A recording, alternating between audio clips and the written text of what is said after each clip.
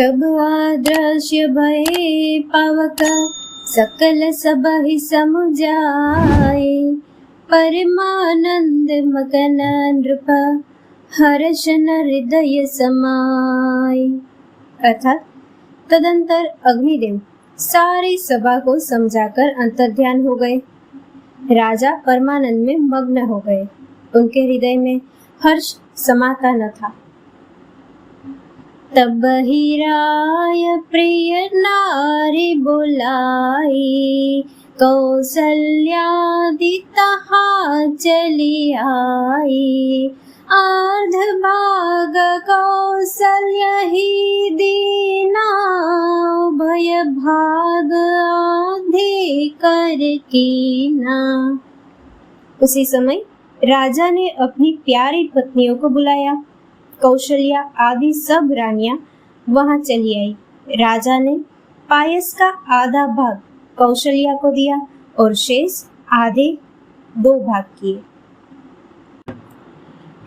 के कहलूप सुदयऊ, रह्यो सो उभय भाग पुनि भयऊ। कौसल्या के हाथ धरी, दीन सुमित्र ही मन प्रसन्न करी। वह उनमें से एक भाग राजा ने कैकेयी को दिया। शेष जो बच रहा उसके फिर 2 भाग हुए और राजा ने उनको कौशल्या और कैकेयी के हाथ पर रखकर अर्थात उनकी अनुमति लेकर और इस प्रकार उनका मन प्रसन्न करके सुमित्रा को दिया। एहि विधि गर्भ सहित सब नारी, हृदय हर्षित सुख भारी। जा दिन ते हरि गर्भ ही आए, सकल लोक सुख संपत्ति छाए। इस प्रकार सब स्त्रियां गर्भवती हुई। वे हृदय में बहुत हर्षित हुए। उन्हें बड़ा सुख मिला। जिस दिन से श्री हरि लीला से ही गर्भ में आए, सब लोगों में सुख और संपत्ति छा गई। मंदिर मह सब राज ही रानी, शोभाशील तेज की खानी। सुख जत कछुक काल चली गयऊ, जेहि प्रभु प्रगट सो अवसर भयऊ। शोभाशील और तेज की खान बनी हुई सब रानियां महल में सुशोभित हुई। इस प्रकार कुछ समय सुख पूर्वक बीता और वह अवसर आ गया जिसमें प्रभु को प्रकट होना था। जोग लगन ग्रह बार तिथि, सकल भय अनुकूल। चर अरु अचर हर्ष जुत, राम जन्म सुख मूल। योग, लग्न, ग्रह, वार और तिथि सभी अनुकूल हो गए। जड़ और चेतन सब हर्ष से भर गए, क्योंकि श्री राम का जन्म सुख का मूल है।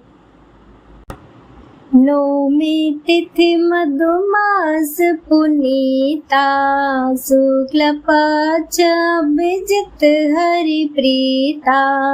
माध्य दिवस अति शीत न घामा, पावन काल लोक विश्रामा। पवित्र चैत्र का महीना था। नवमी तिथि थी। शुक्ल पक्ष और भगवान का प्रिय अभिजित मुहूर्त था। दोपहर का समय था। न बहुत सर्दी थी न धूप थी। वह पवित्र समय सब लोगों को शांति देने वाला था। शीतल मंद सुरभि बहबाऊ, हर्षित सुर संतन मन चाऊ। मन कुसुमित गिरि गण मनियारा, स्रवहि सकल सरितामृत धारा। शीतल, मंद और सुगंधित पवन बह रहा था। देवता हर्षित थे और संतों के मन में बड़ा चाव था। वन फूले हुए थे। पर्वतों के समूह मणियों से जगमगा रहे थे और सारी नदियां अमृत की धारा बहा रही थी। सो अवसर बिरंच जब जाना, चले सकल सुर साज बिमाना। गगन बिमल संकुल सुर जो था, गावहि गुण गंधर्व बरु था।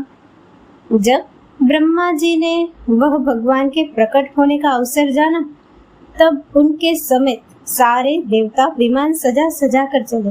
निर्मल आकाश देवताओं के समूहों से भर गया। गंधर्वों के दल गुणों का गान करने लगे। बरसहि सुमन सुअंजुलि साजी, गह गहि गगन दुंदुबी बाजी। आस्तुति करहि नाग मुनि देवा, बहुविधि लावहि निज निज सेवा। और सुंदर अंजलियों में सजा सजा कर पुष्प बरसाने लगे। आकाश में धमाधम नगाड़े बजने लगे। नाग मुनि और देवता स्तुति करने लगे और बहुत प्रकार से अपनी अपनी सेवा उपहार भेंट करने लगे।